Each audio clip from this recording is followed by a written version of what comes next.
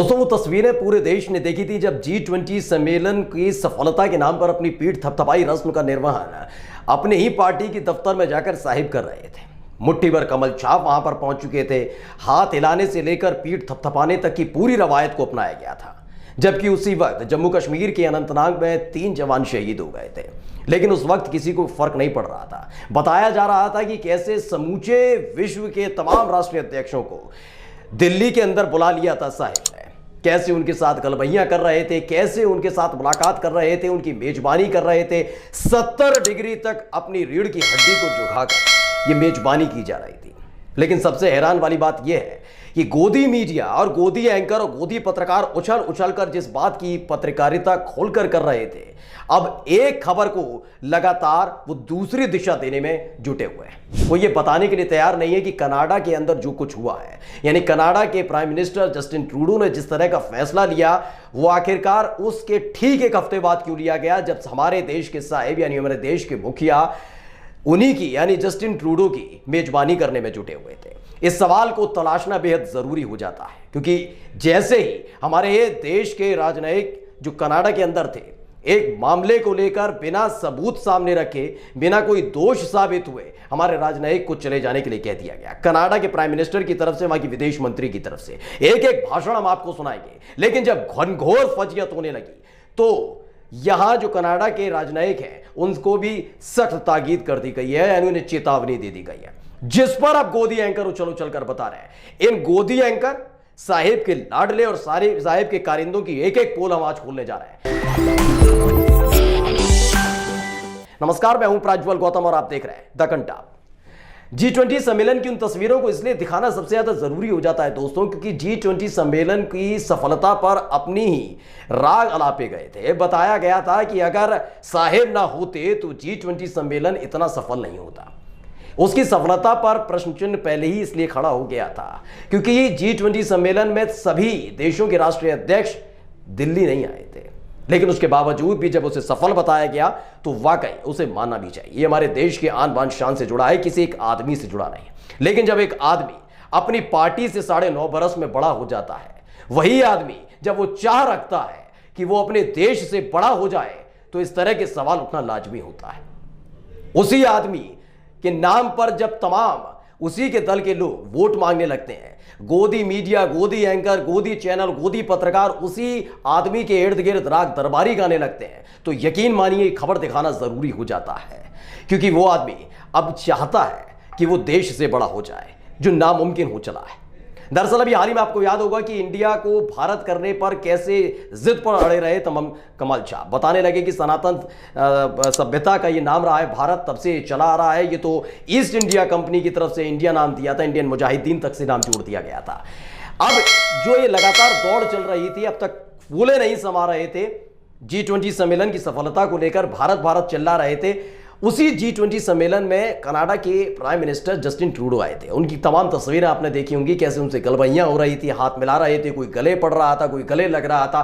तमाम तस्वीरें निकलकर सामने आई। लेकिन ऐसा क्या हुआ कि ठीक एक हफ्ते बाद, जैसे ही जस्टिन ट्रूडो वहां पहुंचे, उसके एक हफ्ते बाद जस्टिन ट्रूडो अपने संसद पहुंचते हैं। वहां जाकर हमारे देश के खिलाफ साजिश रचने वाले एक आदमी के ऊपर हुए हमले की जिम्मेदारी और आरोप हमारी देश की भारतीय एजेंसियों पर लगाते हैं, हमारे देश के अधिकारियों पर लगाते हैं, हमारे देश को दोषी साबित करने पर जुड़ जाते हैं, जबकि ना उनके पास सबूत है, ना उनके पास गवाह है। अभी सिर्फ आरोप लग रहे हैं और इन सब के बीच एक बड़ा फैसला ले लिया जाता है। फैसला ये कि कनाडा के अंदर जो हमारे भारतीय राजनयिक हैं, उनको देश छोड़ने का फरमान सुना दिया गया। दरअसल सुमित अवस्थी हैं, बड़े पत्रकार हैं, उन्होंने इसे ट्वीट किया और इस बयान को लेकर लिखा है कि कनाडा और भारत के रिश्तों में और दरार आती दिखाई दे रही है। आज कनाडा ने भारत के एक उच्च राजनयिक को देश से जाने का आदेश दे दिया। बगैर सबूत दिखाए कनाडा के विदेश मंत्री मेलनी जॉली ने बयान दिया। खुद मंत्री ने इल्जाम लगाया कि भारत के अधिकारी खालिस्तानी समर्थक हरदीप सिंह निज्जर की हत्या में शामिल थे। पीएम ट्रूडो ने भी यही बयान दिया है।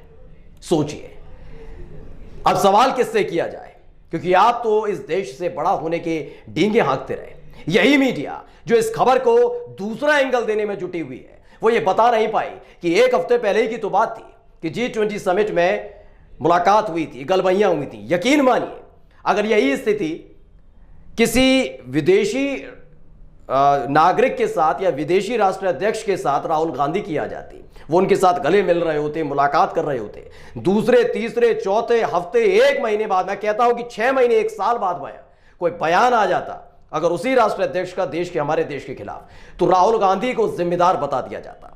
लेकिन एक हफ्ते पहले जिनके साथ गलभैया प्रोग्राम चला रहे थे साहब, अब तक पूछा नहीं जा रहा गोदी एंकर्स की तरफ से कि बताइए कि एक हफ्ते के भीतर ऐसा क्या हो गया कि उस इंसान ने अपना मूड बदल लिया।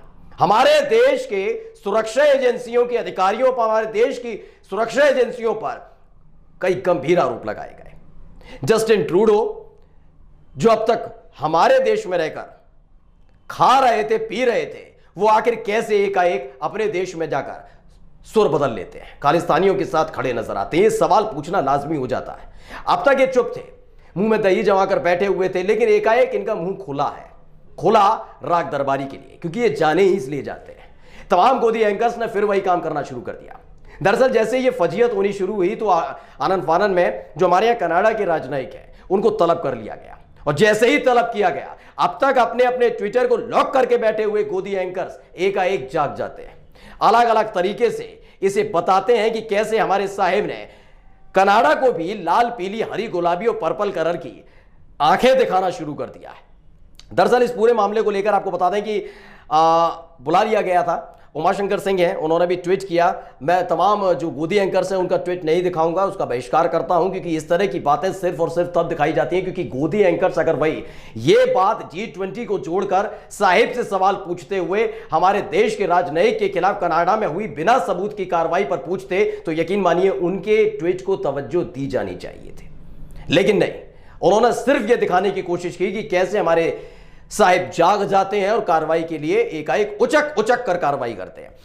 उमाशंकर सिंह हैं, इन्होंने एक ट्वीट किया है, उन्होंने कहा कि भारत की जवाबी कार्रवाई, भारत ने कनाडा के हाई कमिश्नर को तलब किया, कनाडा के एक उच्च राजनयिक को 5 दिनों के भीतर देश छोड़ने का आदेश दिया, भारत विरोधी गतिविधियों में लिप्त होने का आरोप लगाया। और ये बिल्कुल जरूरी था, यह समय रहते अगर ले लिया जाता फैसला तो यकीन मानिए दोस्तों, अगर यही फैसला समय रहते लिया जाता तो सबसे अच्छा होता। लेकिन अब भी मेरा सवाल वहीं पर टिका हुआ है कि एक हफ्ते पहले जो आदमी उछल उछल कर मेजबानी करने में जुटे हुए थे, कमल छाप नेता इसे सबसे सफल आयोजन बता रहे थे, ऐसा क्या हुआ कि G20 के अंदर सफल आयोजन की मानक स्थापित करने वाले इस पूरी कार्रवाई पर चुप्पी साध गए? और क्यों नहीं पूछ रही गोदी मीडिया? तभी तो आपको गोदी मीडिया कहा जाता है। आप अपने ही देश के नाम से बने हुए एक विपक्षी मोर्चे के नाम को तोड़ मरोड़ कर अपने ही देश का अपमान करने में जुटते हैं। कम से कम अब तो शर्म आनी चाहिए, पूछना चाहिए सत्ता से सवाल कि वो एक हफ्ता आखिर हुआ क्या था।